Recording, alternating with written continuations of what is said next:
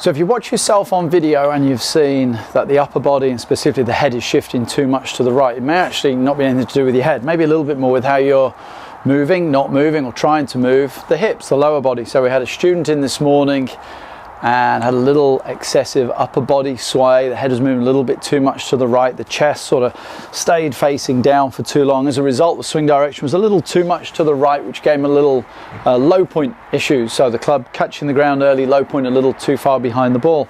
And quite simply, the concept was correct. What he was doing was, the idea he was feeling was just simply turning his hips. The problem is, in turning the hips, he almost turned too much, too early, too aggressively, so the bottom of the spine shifted a hair to the left, and as a result the upper body then dived over to the right, so the chest ended up sort of over this chair.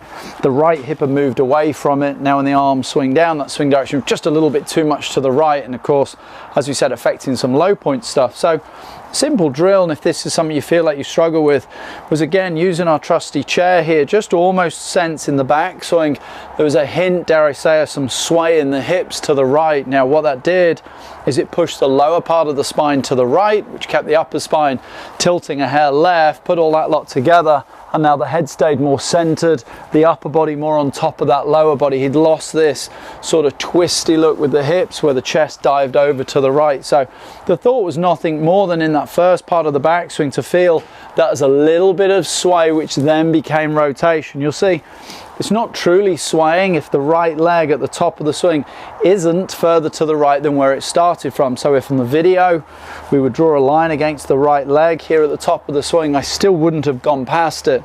My student's problem was he was rotating so much this way, he was creating a huge gap here, causing the upper body to move to the right. So a little bit of a bump to the right, which then becomes a rotation, helps to keep that upper body on top of the lower body. So I'd rehearse this a few times. If you feel this is something you struggle with, get your foot an inch or so from a chair, start the swing, touch it, there's a little nudge, and now you'll feel your right leg just slides back against the chair, which keeps the chest more on top of that lower body. That's going to help prevent that swing direction from being too much to the right, and it's really going to help your striking.